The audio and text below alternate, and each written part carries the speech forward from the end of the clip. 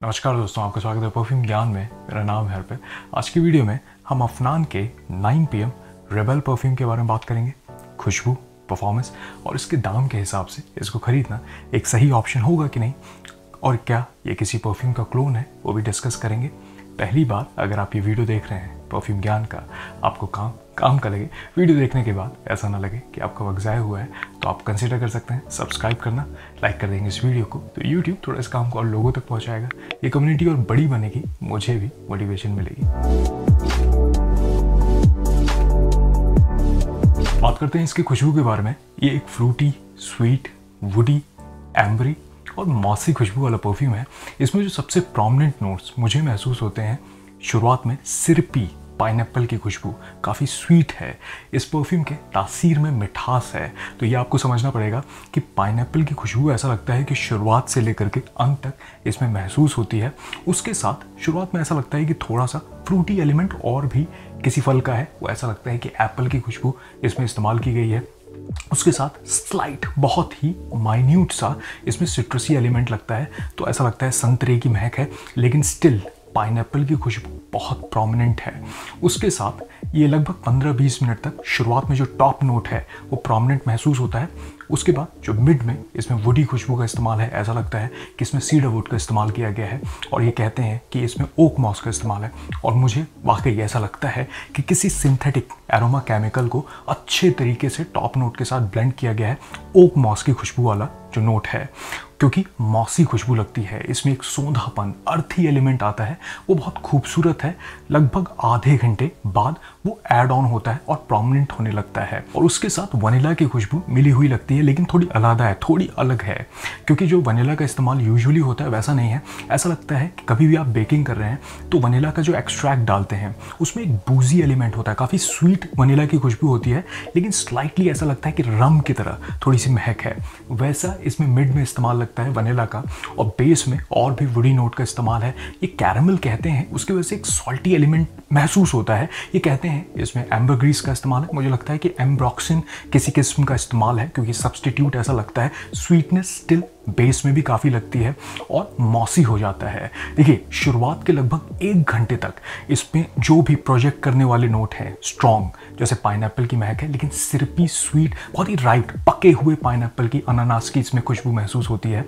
उसके बाद लगभग 1 घंटे बाद जो मिड में नोट इस्तेमाल किए गए हैं अब बेस में, वो प्रोमिनेंट होने लगते हैं, तो ये वुडी हो जाता है, एम्बरी खुशबू महसूस होती है, और ऐसा लगता है इसमें कार्डमम, इलायची की भी खुशबू थोड़ी सी महसूस होती है, वैसे ये कहते नहीं है। और बेस में सैंडलवुड भी मुझे लगता है। ओवरऑल अगर मैं कहूँगा, इसका जो डीएनए है बहुत यूनिक नहीं है। अगर आपने कभी लताफ़ा का ये कायद अल्फुसान परफ्यूम इस्तेमाल किया है, काफ़ी सिमिलर है, मैं कहूँगा कि रेप्लिकेट किया है इसी के डीएनए को। इसमें भी सिरपी स्वीट पाइनएप्पल की खुशबू महसूस होती है, अच्छा डीएनए है, लेकिन इसमें ऐसा लगता है कि बेस में स्टिल पाइनएप्पल की महक बरकरार रहती है। और ऐसा लगता है कि इसके बेस में एम्बरग्रीस या वुडी नोट का बहुत ज़्यादा इस्तेमाल नहीं है। ये वैसे कहते हैं कि इसमें एगरवुड, ऊद का इस्तेमाल है, लेकिन मुझे ये लीनियर लगती है इसकी महक, डीएनए लेकिन एग्जैक्टली सेम है। और या फिर अगर आपने कभी ये रेव नाउ, लताफ़ा का ही जो परफ्यूम आता है, अगर इसको इस्तेमाल किया है, ये दोनों ही सिमिलर खुशबू वाले परफ्यूम है।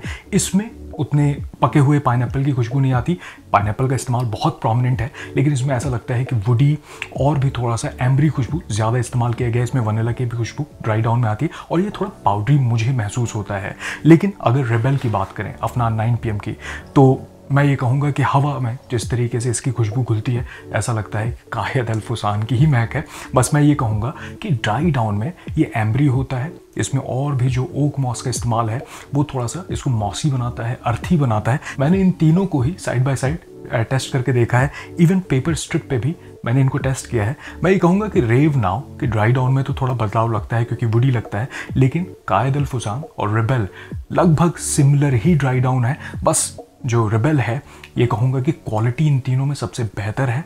कायद अल्फुसान को जब मैं स्प्रे करता हूँ तो शुरुआत में वो जो स्पिरिट, थोड़ा सा अल्कोहल का ब्लास्ट मिलता है, थोड़ी सी चीप सिंथेटिक महक लगती है, लेकिन रेबेल में वैसा नहीं है। जो पाइनएप्पल है वो ज़्यादा प्रोमिनेंट है, क्वालिटी अच्छी लगती है। ओवरऑल सभी इंग्रेडिएंट का यहाँ पे मुझे लगता है जिस तरीके से ब्लेंड किया गया है, क्वालिटी का ध्यान रखा गया है और उसी डीएनए को और एलिवेट किया गया है, डिज़ाइनर टेक के साथ उसको बनाया गया है। और मुझे लगता है अगर आपको फ्रूटी, स्वीट, थोड़ी बबल गमी, वनीला वाली, मॉसी, वुडी खुशबू पसंद आती है, खास करके अगर पाइनएप्पल, अनानास की फ्रूटी खुशबू पसंद आती है, तब आप इसको काफ़ी इंजॉय कर सकते हैं।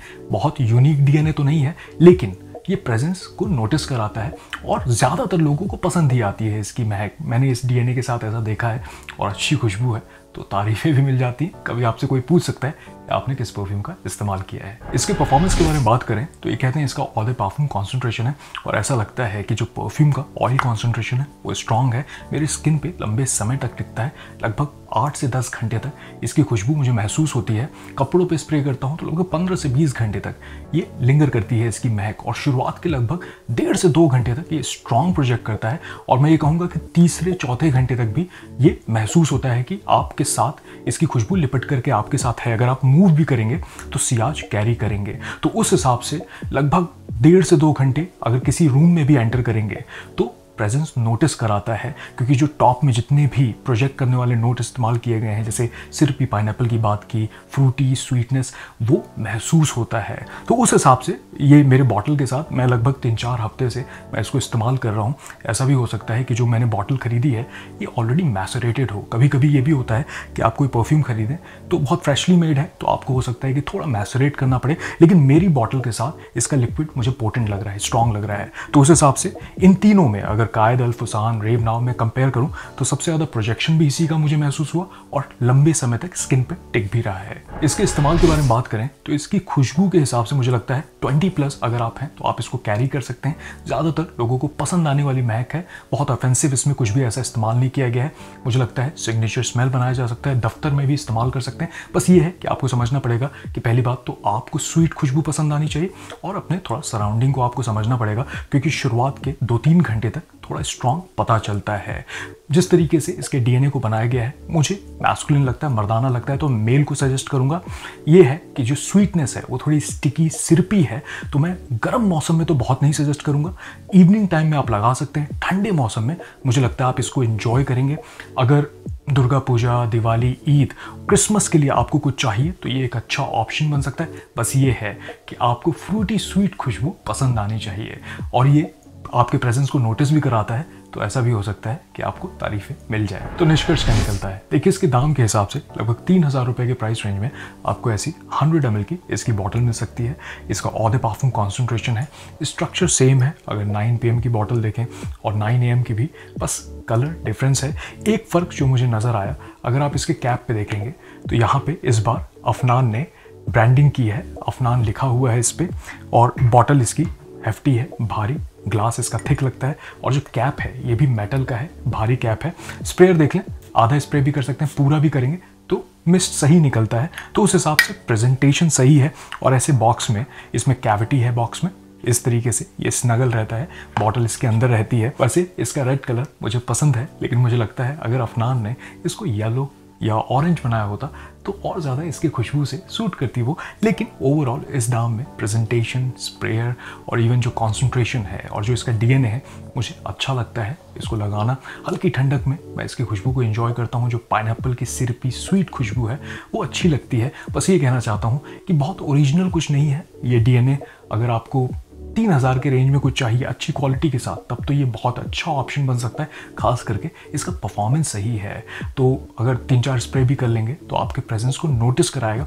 खुशबू अच्छी है तो तारीफें भी मिलती हैं। लेकिन अगर आधे दाम पे आप सिमिलर डीएनए चाहते हैं तो ये जो लताफ़ा का कायद अल फुसान आता है, आप इसको कंसिडर कर सकते हैं। डीएनए एग्जैक्टली सिमिलर मुझे लगता है। मैं इसको लेयर भी कर लूँ, साइड बाय साइड भी अगर स्प्रे कर लूँ, मुझे कुछ खास फ़र्क नहीं महसूस होता। बस ड्राई डाउन में थोड़ा सा बदलाव है। एम्ब्री और वनीला की जो खुशबू है वो थोड़ा सा क्वालिटी में भी उसमें ऐसा लगता है कि अच्छे इंग्रेडिएंट्स का इस्तेमाल है। लेकिन ये अच्छा ऑप्शन बन सकता है अगर वैसा ही कुछ आप चाहते हैं। या फिर रेव नाउ भी आप कंसिडर कर सकते हैं, क्योंकि उसमें वुडी और मस्की खुशबू मुझे लगती है।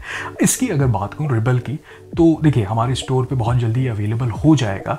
मुझे बस ये लगता है कि पहले डीकैन टेस्ट करें। मुझे ब्लाइंड बाय के लिए ऐसा लगता है कि अगर आपके पास कायद अल फुसान है या रेव नाउ है, तब तो आपको इसकी ज़रूरत नहीं है, क्योंकि सिर्फ अच्छे क्वालिटी, थोड़ा सा अच्छा परफॉर्मेंस के लिए मुझे नहीं लगता कि 3,000 रुपये देना बहुत अच्छा ऑप्शन है। वैसे अगर ये DNA आपको पसंद है तो बेटर क्वालिटी के साथ ये अच्छा ऑप्शन बन सकता है। इसमें खूबियाँ भी हैं, खामियाँ भी हैं।